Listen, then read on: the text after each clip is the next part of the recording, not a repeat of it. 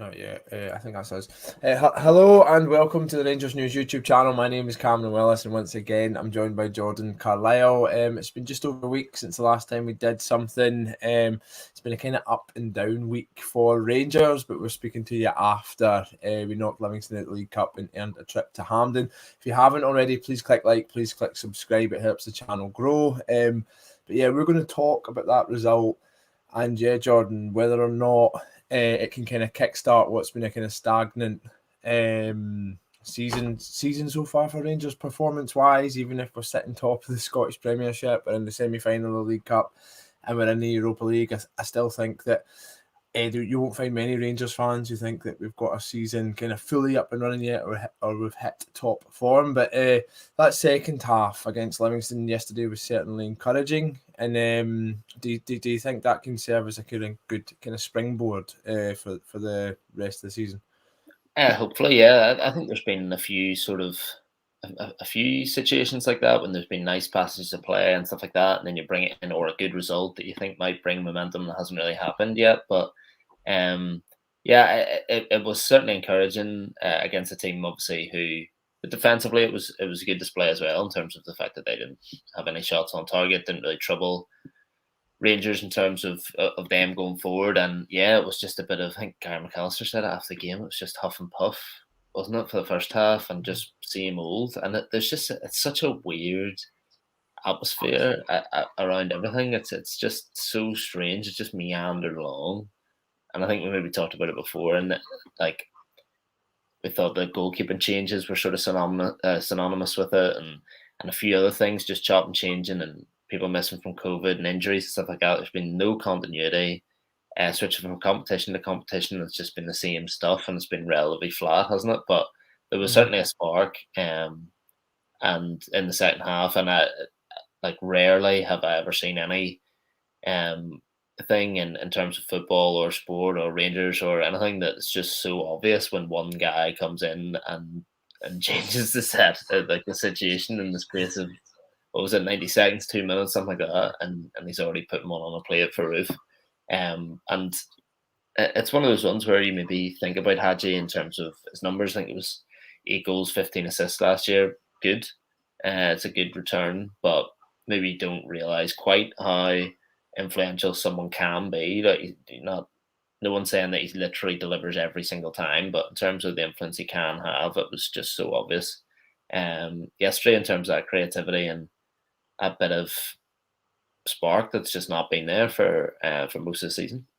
I think just touching on Hagi, because obviously he did change the game, and Gary McAllister was talking about that kind of cleverness that he brings, and it was a lovely kind of rolled pass, really composed. You know what I mean? Like in the middle of all this wee bit of pressure for Rangers to go out and get goals, and he just rolls it across. It was really composed, and it was really impressive. But I think even at this in the first game of the season when we played Livingston, I thought he was our best player, and he obviously got like booted by that boy, and it gave him an injury. And I think that maybe disrupted that part of the season for us, because he was looking as if he was going to be a really, really important player for us in that part of the season, and that it was disrupted. And then he got the COVID thing as well, and I think it's a really big season for Hagi just in terms of his own development. I think last season he got such amazing numbers, but there were times when he kind of drifted in and out of matches, and there was a consistency issue. But I think now you're seeing a much more kind of mature Hagi, and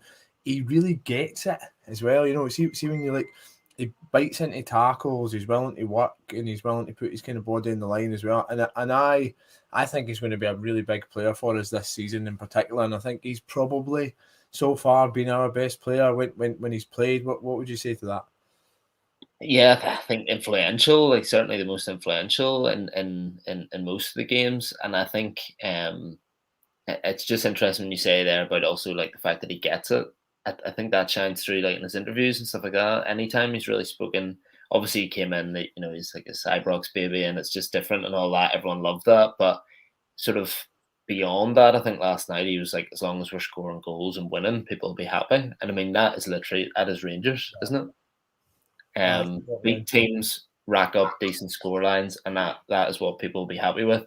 Anything less than that, and people aren't happy, and that's just the standards that are there at the club. But he just reduced it quite simply I also just get that his confidence shines through in his interviews as well. Like he's always got a bit of a smile on his face. It obviously tends to be you're not being or he's going to be interviewed after games where he's done well. But I mean, I think he just backs himself to be like, I'm in a position where I know the fans like me. I have the ability to deliver for them, and if we get this thing going, it'll work. And I think that's probably the frustrating thing for a lot of Rangers fans looking at the team over the first half or this first little section of the season is that there's enough quality and talent in the team every week. Maybe outside of some of the games when there was the big sort of COVID break, but to be delivering like very commanding performances and results, and it's just not happened. But bringing him in is definitely it's a slight concern. You shouldn't have a situation where you don't have any creativity if you don't have one 22-year-old guy in the squad. But it's just I think he does get it, and it's that missing piece of a team who have, as sort of the manager and McAllister have been saying, have been doing all right until you get in the final third. But another guy that obviously we're big fans of, Joe Aribo, there are situations where he can get himself into a nice place and then it just looks like he's thinking about 8 different things at once. Where there's like the clarity of thought with Hagi, and it just seems to come so easy to him to set other people up and also get into the right places at the right time. So, certainly him coming back is a huge positive, and then adding that little bit of end product to what else is happening, then it just makes everything that little bit better. It's good that you touched on Aribo there, because I seen a good tweet somebody left, and they're saying about like Hagi showing Aribo how to actually like make influence games or do like a match kind of altering contribution, and I think that's maybe the big difference. I think that Aribo really needs to improve his numbers and stuff, but again, he's another player that I think is going to be big for us this season and has already proven it.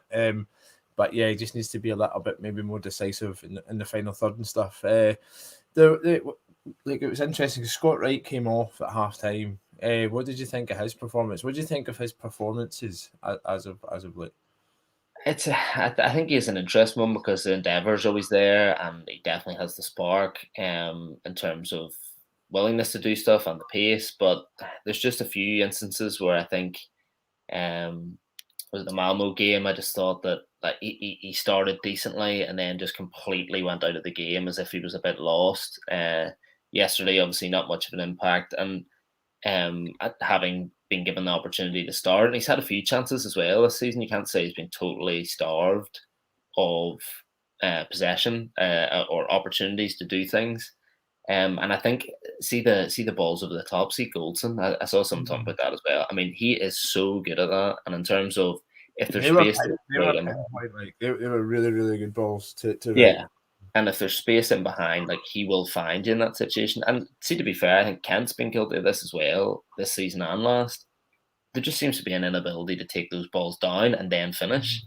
I don't know what that is in terms of you're having too long to think about it in the air, but he definitely needs to sort of round off his game a little bit and add that. And I think he said that when he came. So that's a work in progress. He needs to add numbers, needs to add goals outside of sort of nice performances. We're not even really getting the nice performances at the minute, but I don't think there are many Rangers fans who'd say they can't see anything in him. I think there's certainly a player there, but it's just really probably stepping up and believing he's good enough to sort of influence things and take games by the scruff of the neck, because Kent is inconsistent, but he does do that. There's no doubt that at times he takes games by the scruff of the neck, particularly big games, old firms and stuff like that.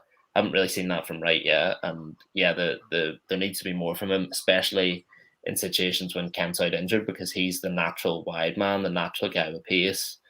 Everyone else has been sent out on loan or sold. So there's no Kennedy, McPake, Jones, any of those guys. It's just Barker there, and he's leading a sort of interesting existence in the shadows, I think, at the minute.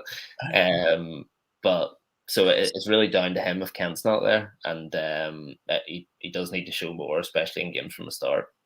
I think there's a big gap between Wright and Kent, and I think Rangers fans really endeared themselves to him because of his enthusiasm and stuff, and I think there is a player there, but I think that when you lose Kent, he's coming, I think it's a big jump. I think there's a big gap between them, and I know he's like a kind of fan favourite and stuff, and you want him to take that next step in his development and become a little bit more consistent. But I don't know, maybe it's like on that side as well. One player that I was maybe a wee bit surprised didn't start was Fashion Sakala. I know he took Morelos in and it was justified because Morelos ends up scoring. But what did you think about Sakala not getting a run after scoring against Motherwell, and especially after the kind of comments that he made? Because I love listening to the guy. I think Rangers fans are all the same. He's so positive and he's kind of inspirational character, and he comes across really, really, really well. But yeah, he was back on the bench for Livingston, and did that surprise you at all? Yeah, I think there's an element that he needs to get a run of games, and I think a lot of people sort of feel the same way, that he's obviously had a bit of disruption at the start with a groin injury. Well, first of all, missing half a pre-season because of sort of complications getting into the country, and then the groin injury after the competitive stuff started. So he's not really had a proper run at it. He looked sharp, and scored a goal at the weekend, and then is taken out. It just seems to be at the minute, like it did seem obvious to me that in a game where it's a knockout cup competition, Morelos has to come back in. I did sort of think that, but it's then also like, I thought Roof was really unlucky against Leon not to be playing, given his technical ability. So you don't want to leave him out again, maybe quite so soon after that. And then it's a case of balancing that a little bit in terms of not playing three guys who ideally would all want to play number 9 in the same starting 11. So I think it's a difficult balance at the minute. But I do also think that, like a lot of people, he's just not had any continuity. The only person who's really had full continuity is Stephen Davis, and the guy's 36. So he had to be taken out last night, otherwise that was going to be ridiculous in terms of his workload. But yeah, I do think he needs a run, and he needs a run to settle. But it would just be more interesting to actually see him given a go on either of the sides, because at the minute it seems to be essentially it's either Morelos or him. And he said, quite openly, he said in that press conference that he sees himself here as a striker, but he's able to play all across that sort of front three or as an actual winger. So it'd be interesting to see him deployed in more of those roles and to see what he can offer. But it's going to be tough for him. It's a bit like like a Nitton situation. I'd say he's going to get more minutes than he did last year, because Defoe has basically slid completely out of the picture in the last few weeks. But it's still tough for a guy to really come into a new league to settle properly if you're not getting that continuity. So it's tough to see how he gets that going forward as well, because you have the League Cup game and then you've got a big game away in the league, Dundee your bottom, but away games are always tough, and then Sparta Prague. So where he then fits in going forward, it will be interesting. Yeah, it's interesting. I mean, I think that he's got more to offer, and sometimes when he plays, he looks like he's trying too hard to impress, and he's kind of a little bit rushed and a little bit hurried, and the ball's under his feet sometimes. But I think everybody wants him to do well, and he's kind of already got the fans on side. But one guy who kind of splits supporters, and it's interesting that he touched on Stephen Davis there, is John Lundstrom. And it's interesting because now maybe the tides are turning a little bit. I think that his last few performances, whilst results haven't been amazing, like the Lyon game, for example, have begun to kind of change perceptions of him.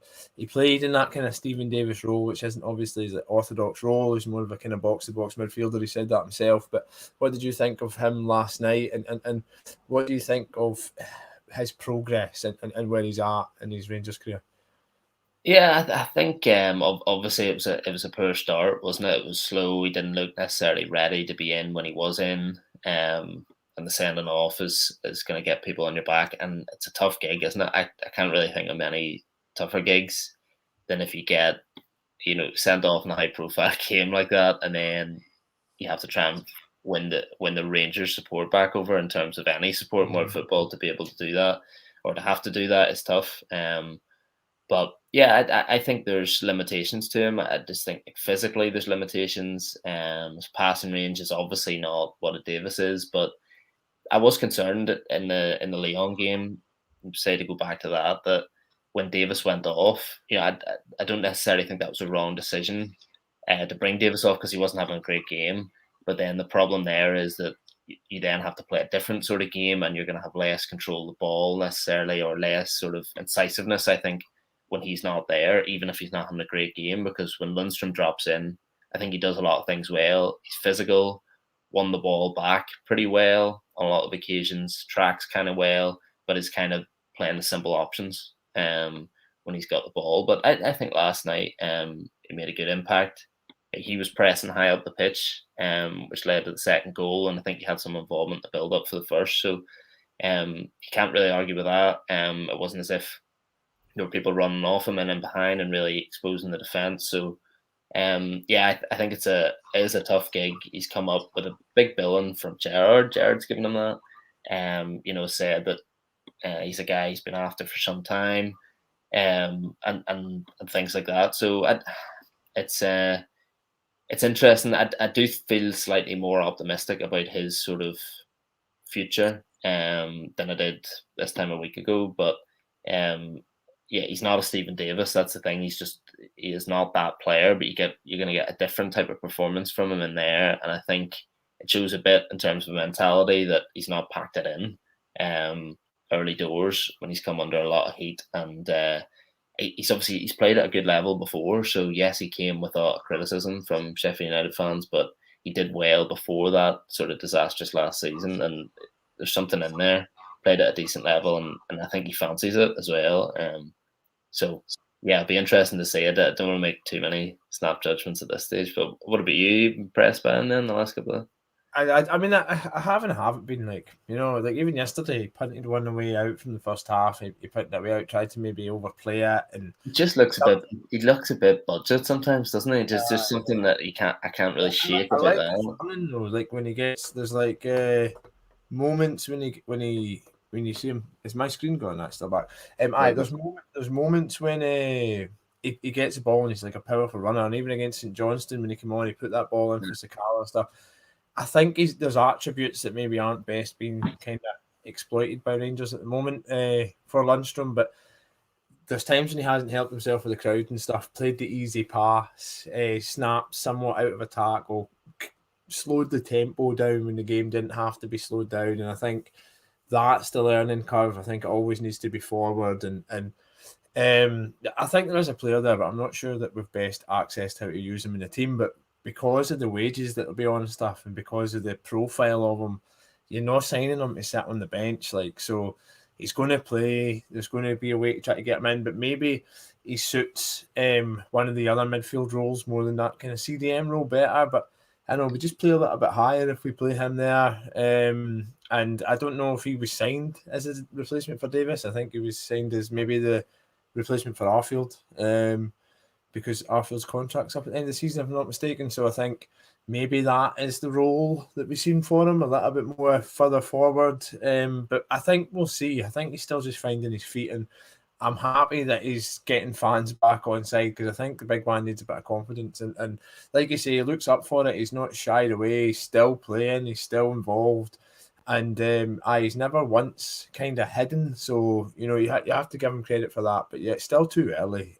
But him and Sakala are the kind of marquee signings, and you want them both to do well. But it's this kind of all comes back to what you were talking about with the weird atmosphere that surrounded the season thus far, and the lack of intensity, and how it just has lacked that kind of full-on feeling that we had maybe even last year, even though there wasn't any fans. But do you think some of that's maybe to do with the competition as well? Because there's not as much competition, so you don't feel as much pressure. Rangers haven't played that well, but we're top of the league. And I'd be very surprised if that wasn't the case come the end of the season. I think everybody would be. And we're kind of just ambling from A to B without ever playing amazingly. But I was encouraged by that second 45 yesterday. I thought that we played really well. I thought even Bakunia, when he came on, he did one amazing pass into Tavernier, and I thought that was a bit brave. He got on the ball deep and he whipped it right into him. I thought the two boys, Patterson and Bassey, both of them, for two positions that at one point were disastrous if Tavernier and Barisic were out, I think they're maybe our most reinforced in the squad. You wouldn't bet against Patterson and Bassey coming in and doing a job when either of them play. So there are positives without it being outstanding, but now we kind of go on to the semi-final, and then the final's going to be in December. Do you think Do you think maybe that, if we manage to get to the final, if we manage to win the trophy, do you think that could launch the season, or would you expect something much sooner than that? Yeah, I would hope it'll be a lot sooner than that, but in terms of putting runs together, starting to rack up decent score lines and things like that, I do think it's important though. Just as a separate thing, maybe not in terms of like influencing um, momentum and things like that. I just think it's a big thing in terms of getting over the line and that, and also it's just so. I'd like see coming into the League Cup, you only need to win 4 games, or whatever it is, to actually win a trophy, and it's something that Gers failed to do so far. It's something that, in theory, is so straightforward, because, and especially last season was a really poor missed opportunity in terms of going out against St Mirren. With Celtic and Aberdeen were already out and stuff as well. That was a massive missed opportunity. It's going to be maybe harder. There's going to be bigger games this time in terms of getting there, but it's a massive opportunity to get something over the line. And yes, if you can do that in terms of by that point in the season, December, then you've already got sort of a little bit of pressure released towards going into the second half. So I just think it's really important competition. It's been all right so far. Look, hammered a Dunfermline team who have been just unspeakably poor for the first couple of months of the season. And then that's a decent result against Livingston, obviously just coming off the back of their win over Celtic. I think all the sort of language from Martindale leading up to the game is, it would be great if we could do this, but I think he's quite focused on the fact that a lot of players are playing a lot of minutes and that people out injured and stuff like that. So I think there could have been a sterner test than what they offered up, but it's about putting things together and actually trying to get some sort of momentum and get out of this sort of flat funk that's been there so far. But there's definitely like sort of shoots of encouragement, and that's the thing. It's a semi-final on top of the league, from a start of the season that people aren't happy with and rightly aren't happy with in terms of quality of performance. But sort of looking in at it in terms of outside and results and league positions and stuff, it all looks pretty rosy.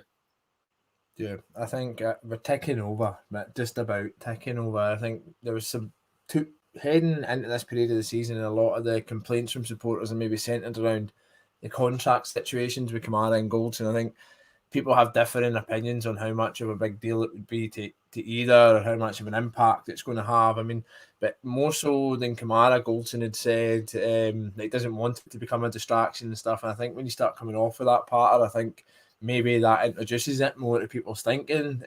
But yeah, Kamara obviously signed to 2025. Huge news for Rangers. I think everybody agrees that he's one of the club's biggest assets. He's maybe destined for the top end of the Premier League if he continues to go the way that he's going. He has attributes, I think, that are rare to find and to do well. And he's such a good player under pressure, both like kind of mentally and on the pitch. But yeah, what do you think about him signing a new contract? And do you think it's time to get Goldson tied down as well and just put the problem or the discussion to bed? Yeah, I think Goldson, like, he's slightly a little bit older, and in terms of how that might affect things. But for Kamara, and it's not exactly signing his career away to sign on. I think it's like a brilliant piece of business from the club, because the longer it does tick on, the longer you think that that's not necessarily going to happen. Then his agent's going to start kicking in January and trying to drum up interest and things like that. I think that I don't think he's been brilliant recently. I think he's been a little bit off the pace again. Like last night, it's a few slack passes, things like that. But I think he's been forgiven for that. You know, he's hardly a huge investment that the club made in the first place, and he has been superb over the course. So I think he could slot into most Premier League teams right now. You could literally just drop him in. And the one thing I was kind of fearing a little bit is that he was feeling that, like, the challenge was done in terms of win the league, and then the challenge would be there if Rangers then get into the Champions League, but they're not there. It's a Europa League again. It's multiple campaigns he's done. Has he lost the sort of appetite for that a little bit, and is he going to then take the first chance to move on? Signing to 2025 doesn't mean he's going to be at Ibrox till 2025, but obviously it gives the club a lot more wiggle room in terms of negotiations, and I think it's fair to say he'll be here for the rest of the season. Then it's sort of open to interpretation after that, because it'd be a surprise if he signed a deal now and then left in January. It would take a massive bid, but he's going to be here at least for the rest of the season, which is fantastic news for Rangers. And as Jared says, so key to the way that the side plays. Him being there allows whoever's playing at left back to bomb on, sort of with no sort of fear that they're going to be caught out. And he's just so good on the ball. So yeah, and with Goldson, the one thing that I always found this really strange last season, when they started talking about after they won the league, the players, and especially him, talked about sort of this last dance concept. He kept saying, "Oh yeah, it was the last." We did say it was the last dance. Now I think that's connected to the fact that, if Rangers didn't do it last year, then Celtic would be celebrating 10 in a row.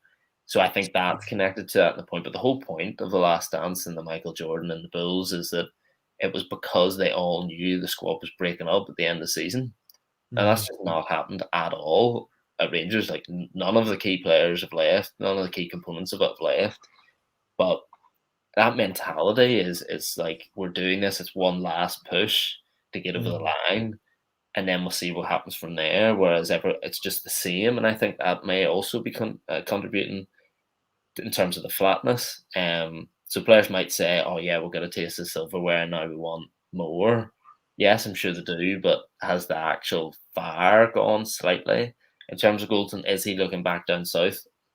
I mean, it's all pure speculation, but he claims he isn't. So I mean, some saying when he was sitting at them comments saying that he didn't want it to become a distraction, and do we want to be the team that goes on, wins 56, 57, 58 and dominating Scotland and that, you're kind of setting himself up for a fail if he isn't to sign. So I really can't see him not signing.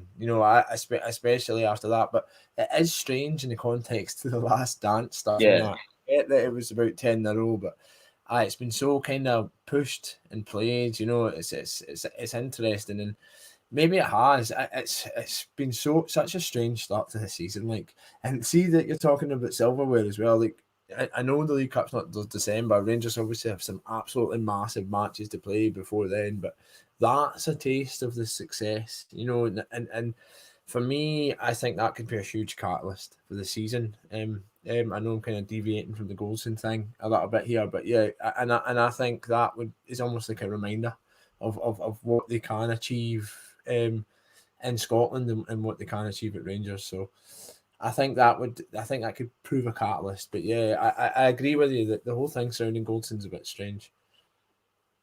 Yeah, no, it's just, it would be. I don't know. I just don't know if it's the same situation as Tav, where he just like, he's so settled up here. He absolutely loves it. Been there, like, been at the club obviously since 2015. He's a real affiliation with it, and I just never really got the sense that he wanted to be anywhere else. With Goldson, I don't know. It's just I don't know. It's just a feeling that I'm just not sure he's quite so set on the situation, and the way he talks as well. Again, pure speculation. But the way he talks about his heart problems and all that, and he missed so much football, and then he managed to come up here, and he's just been a rock. Obviously, he missed the game with COVID, but it was 83 games in a row or something before that. Just plays every week. I don't know if the next side of that is that he would feel that if he didn't have the heart thing, he'd still be at Brighton doing really well, pushing on as one of their best centre backs. And does he feel that actually another thing he needs to prove is the fact that he could play in England as an English player? So that could well be in his mind, but I don't know. He could well come out tomorrow and say he signed an 18-year contract extension. He's going to play to his 50. But to be honest, I just would like on my sign just to put an end to the constant conversation and the constant tweeting about it and stuff. It would just settle so much, and then you could maybe shift fan focus back onto the football, if not Goldson's focus. But I've got a feeling that'll be sorted in the coming weeks. Like, you know what I mean? I'm glad that we got Kamara signed down, and now I think it's still just this lack of intensity surrounding the football matches that we're playing at the moment, and it's so strange. It doesn't feel it's not quite got going yet, but I'm sure it will in the kind of coming weeks. We go to Dundee this weekend on Saturday. They got beat 2-0 off St Johnstone last night. they're toiling a little bit, I think, in the league. How do you think that's going to go?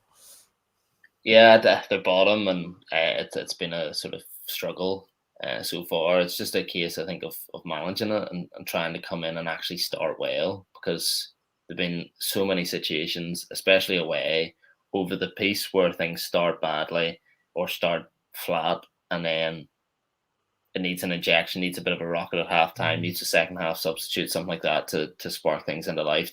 Like that game should be Dundee are bottom of the league. We're going to come here and dominate, and really put it to bed by an hour, be 2-3-0 up after an hour, and then you can look towards Sparta Prague and start managing players. But I think it's in a situation now where, yes, we don't know exactly, but probably going to be no Kent, but no Jack and no Hollander, but no COVID absences, no other major injuries, and the squad's in a decent place. So now it's a case of, I think, these last 3 games before the international break, try and give the continuity to sort of the best players, and the best 11 are close enough to that going into the international break that players just haven't had, and try and actually sort of for Rangers to assert themselves in a way that they haven't done this year. So yes, we're top of the league. Go in, stick the chest out, and strut about a little bit, and play with an intensity that that if Dundee haven't, I don't think they've got a win yet so far. I think they've got 3 draws, which has got them their 3 points. So a team, you're going to go in there, it can be low on confidence, and really Rangers are going to have far too much quality. I don't know what's going to be the crack with, obviously, Lee Griffiths get himself into a bit of bother on the with the St Johnstone fans last night, so we'll see if he's playing or not. But I mean, he's obviously going to be on the wind up if he is playing. I wouldn't be worried about him playing either. You know what I mean? I'm not so much worried about Dundee, but I think if Rangers go there, like you say, and do what we do best, I think that we'll win comfortably. But I'm with you, man. I want to see that chest out performance. I want to see us go in there and, like, don't know, like, not rolling them over, but winning with like an impetus and intention. You know what I mean? Not just winning because we've been passive in the first 45 minutes. Something's had to change. You know, like winning there, going ahead. Don't need necessarily be absolutely rampant, but just like winning with intention. You know, and controlling the match, and consistently and aggressively attacking Dundee, and I think we can do that. But I think once that performance comes, I think a lot of the narrative surrounding what's going on with us will change, and I think that we just need that kind of champions performance, and I don't think we've really had it yet. Maybe we had it against Celtic, but I'm wanting like 3-4 goals. You know what I mean? And it's not necessarily about the scoreline, because last night I was thinking this. I was like, that was a good second half. And even though there was only 2 goals, I thought that was irrelevant, because I don't think Livingston ever challenged it. I didn't think they had a shot, let alone a shot on target. So Rangers restricted them. Rangers controlled the match, and I want to see something similar on Saturday. So yeah, but anyway, I think that's us, Jordan. Unless you've got anything else to add. All good, yeah, all good with me. No worries. Well, thank you for tuning in. If you haven't clicked like, haven't clicked subscribe, please do so now, and we'll be back at some point with more news and views on all things Rangers. Thank you so much for tuning in, and we'll see you later.